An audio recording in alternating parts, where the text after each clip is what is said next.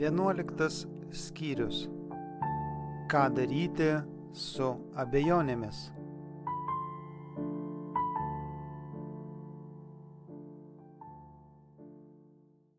Daugelis, ypač pradedantys eiti krikščionišku keliu, papuola į skepticizmo pinkles. Biblijoje yra daug dalykų, kurių jie negali paaiškinti ar net suprasti, ir šėtonas tuo naudojasi, kad susilpnintų jų tikėjimą šventuoju raštu kaip Dievo apreiškimu. Jie klausia, kaip man sužinoti, kur yra teisingas kelias, jei Biblija iš tikrųjų yra Dievo žodis, kaip aš galiu išsivaduoti iš šių abejonių ir sumaišties. Dievas niekada neprašo mūsų tikėti, nepateikdamas pakankamai įrodymų, kuriais galėtume pagrįsti savo tikėjimą. Jo egzistavimą, charakterį, žodžio tikrumą patvirtina liudijimai, kurie verčia mus susimastyti. Ir tokių liudijimų gausu. Vis dėlto Dievas niekada neatims galimybės abejoti. Mūsų tikėjimas turi remtis įrodymais, o ne pareiškimais. Tie, kurie nori abejoti, turės galimybę, o tie, kurie tikrai nori sužinoti tiesą, ras daugybę įrodymų, kuriais parems savo tikėjimą. Ribotų protų neįmanoma pilnai suprasti begalinio Dievo charakterio ir darbų. Labiausiai išvystytam intelektui, aštriausiam protui, šventoji esybė liks apgaubta paslaptimi. Ar gali tyrinėdamas suprasti Dievą? Ar gali tobulai suprasti visagalį? Jis aukščiau už dangų. Ką tu gali padaryti? Jis giliau už pragarą. Ką tu gali žinoti? Jobo 11 skyrius 7-8 eilutės. Apaštalas Paulius sušunka: O, Dievo turtų, išminties ir pažinimo gelme, kokie neištiriami jo teismai ir nesusekami jo keliai. Bet nors debesys ir tamsa jį supa, teisumas ir teisingumas yra jo sosto pagrindas. 97 psalmė 2 eilutė. Mes galime suprasti jo elgesį su mumis ir motyvus, kuriais jis veikia, kad galėtume įžvelgti beribę meilę ir gailestingumą, apjungtus į begalinę galią. Mes galime suprasti tik tiek jo tikslų, kiek mums naudinga žinoti. Ir be to, turime viską atiduoti į visagalio rankas ir patikėti jo kupiną meilės širdimi. Dievo žodis, kaip ir dieviškojo autoriaus charakteris, apgaubtas paslapčių, kurių ribotos būtybės niekada negali iki galo suvokti.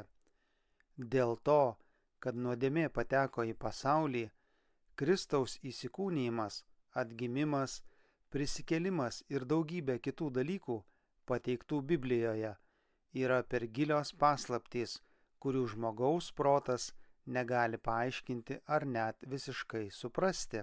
Bet mes neturime pagrindo abejoti Dievo žodžiu, nors negalime suprasti jo apvaizdos paslapčių.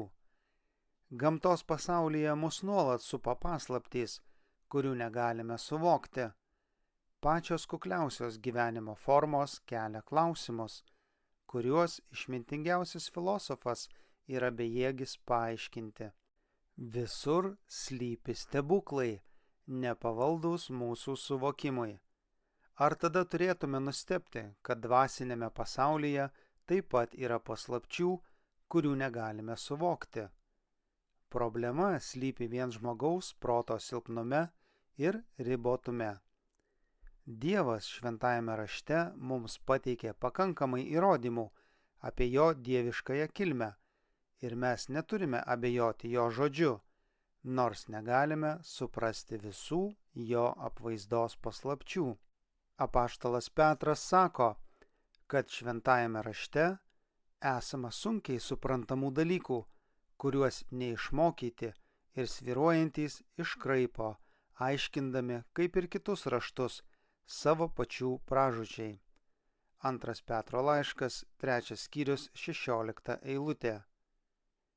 Skeptikai šventojo rašto sudėtingas vietas panaudoja kaip argumentą prieš Bibliją. Bet iš tiesų tai yra tvirtas jos dieviškojo įkvėpimo įrodymas. Jei jame nebūtų pasakojimo apie Dievą, išskyrus tai, ką galėtume lengvai suprasti, jei jo didybę ir kilnybę galėtų suvokti ribotas protas, tai Biblija neužtikrintų neabejotino dieviškosios valdžios autoriteto. Pati pateikiamų temų didybė ir paslaptingumas turėtų įkvėpti tikėjimą Biblija kaip Dievo žodžiu. Biblija atskleidžia tiesą paprastai, puikiai patenkina žmogaus širdies poreikius ir troškimus, stebindama ir žavėdama labiausiai išlavintus protus. Tuo pat metu nuolankiems ir nemokytiems žmonėms leidžia įžvelgti išganymo kelią.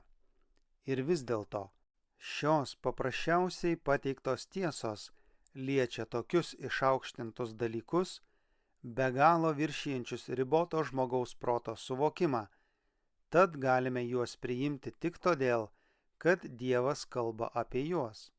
Taigi, išpirkimo planas yra mums atskleistas, kad kiekviena siela matytų žingsnius, kurių ji turi imtis atgailaudama prieš Dievą ir tikėdama mūsų viešpačiu Jėzumi Kristumi, kad išsigelbėtume taip, kaip Dievas nurodė. Vis dėlto, po šiomis taip lengvai suprantamomis tiesomis slypi paslaptys, kurios slepia jo šlovę. Paslaptys nepasiekiamos protui, tačiau įkvepia nuoširdų tiesos ieškotoją pagarbą ir tikėjimu. Kuo daugiau žmogus tyrinėja Bibliją, tuo giliau įsitikina, kad tai yra gyvojo Dievo žodis, o žmogaus protas lenkiasi prieš dieviškojo apreiškimo didybę. Suprasdami, kad negalime iki galo suvokti didžiųjų Biblijos tiesų, reiškia pripažįstame, kad ribotas protas nėra pakankamas suvokti amžinuosius dalykus, kad žmogus, turėdamas ribotas, žmogiškas žinias, negali suprasti visažinančio tikslų. Skeptikas ir neištikimasis atmeta Dievo žodį, kadangi jie negali suvokti visų jo paslapčių. Ir nereiškia, kad visi, kurie tiki Bibliją, nėra pavojuje. Apaštalas sako: žiūrėkite, broliai, kad kuris iš jūsų nebūtų piktos, netikinčios širdies, atitolusios nuo gyvojo Dievo. Hebrajams 3 skyrius 12 eilutė. Teisingai elgiasi tie, kurie atidžiai studijuoja Bibliją ir tyrinėja Dievo gelmes. 1 laiškas Korintiečiams, 2 skyrius 10 eilutė. Taip, kaip yra atskleista šventajame rašte. Nors tai, kas paslėpta, priklauso viešpačiui, mūsų Dievui, bet tai, kas apreikšta, amžinai yra mums. Įstatymo 28 skyrius 29 eilutė.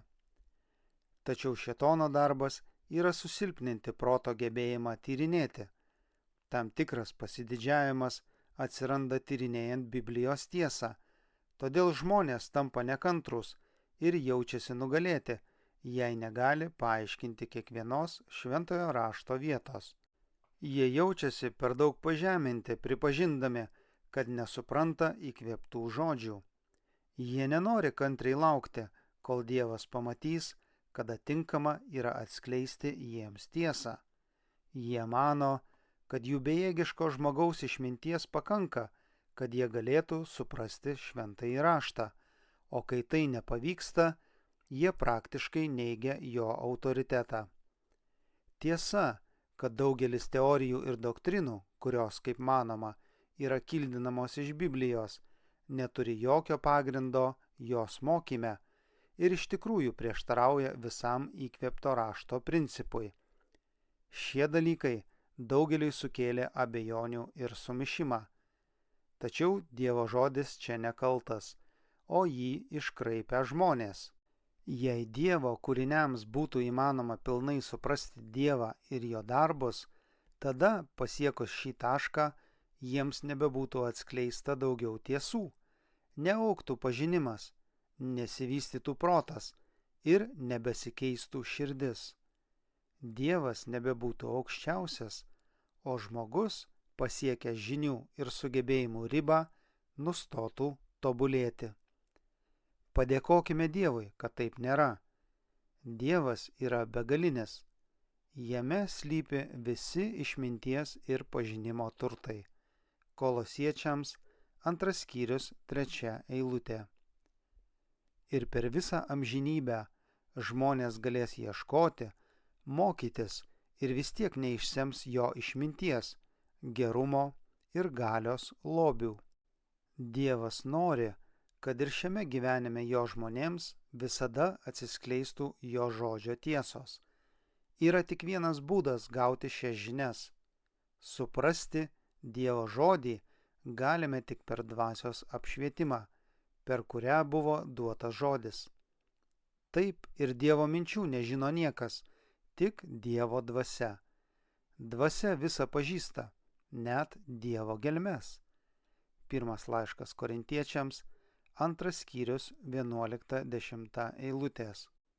Išganytojas pažadėjo savo pasekėjams: kai ateis toji tiesos dvasia, jus jį ves į tiesos pilnatvę, nes ims iš to, kas mano, ir jums tai paskelbs. Jono 16 skyrius 13-14 eilutės. Dievas nori, kad žmogus vystytų savo mąstymo gebėjimus, o Biblijos tyrinėjimas kaip niekas kitas sustiprins ir palaimins protinės galias. Vis dėlto turime vengti sudievinti protą, kuris pavaldus žmogaus silpnumui ir bejėgiškumui. Jei mūsų supratimas nebūtų apgaubtas šventuoju raštu, net ir aiškiausios tiesos nebūtų suprantamos, tad turime turėti mažo vaiko, pasirengusio mokytis ir prašyti šventosios dvasios pagalbos, paprastumą ir tikėjimą. Suvokimas apie Dievo galybę ir išmintį, bei mūsų nesugebėjimas suvokti jo didybės, turėtų įkvėpti mus būti nuolankiais, kad su šventa baime atverstume jo žodį, lyg eitume į susitikimą su juo. Kai skaitome Bibliją, protas turi pripažinti viršesniojo už mus autoritetą, o širdis ir intelektas turi nusilenkti didžiajam aš esu. Biblijoje yra daug sudėtingų ar neaiškių eilučių, kurias Dievas išaiškins ir jos taps suprantamos tiems, kurie siekia to. Bet be šventosios dvasios vedimo mes būsime nuolat linkę iškreipti šventąjį raštą ar jį klaidingai interpretuoti. Dažnai Biblija yra skaitoma be jokios naudos ir daugeliu atveju tai atneša žalos. Kai Dievo žodis atverčiamas be pagarbos ir be maldos, kai mintys ir jausmai nėra nukreipti į Dievą arba nesuderinami su jo valia, protą aptemdo abejonės. Ir Biblijos tyrinėjimo metu skepticizmas sustiprėja. Priešas perima minčių kontrolę ir jis siūlo neteisingas interpretacijas. Kai žmonės nesiekia žodžiu ir elgesiu būti harmonijoje su Dievu, tada, kad ir kokie jie bebūtų išsimokslinę, jie gali klaidingai suprasti šventąjį raštą ir nėra saugu pasitikėti jų paaiškinimais. Tie, kurie ieško šventajame rašte neatitikimų, neturi dvasinės įžvalgos. Dėl savo iškreipto požiūrio jie atras daugybę priežasčių abejoti ir netikėti dalykais, kurie iš tikrųjų yra aiškus ir paprasti. Jie gali tai slėpti, tačiau tikroji abejonių ir skepticizmo priežastis yra meilė nuodėmei. Dievo žodžio mokymai ir apribojimai nėra malonūs išdidžiai nuodėmę mylinčiai širdžiai, o tie, kurie nenori paklusti jo reikalavimams, yra pasirengę abejoti jo autoritetu. Norėdami atrasti tiesą, turime nuoširdžiai trokšti ją pažinti ir iš širdies kylantį norą jai paklusti. Visi, kurie su tokia dvasia ateina studijuoti Bibliją, ras gausybę įrodymų, kad tai yra Dievo žodis, ir jie galės suprasti jo tiesas, kurios suteiks išminties išsigelbėjant. Kristus yra sakęs, kas nori vykdyti jo valią, supras, ar tas mokymas iš Dievo, ar aš kalbu iš savęs. Jono 7 skyrius 17 eilutė.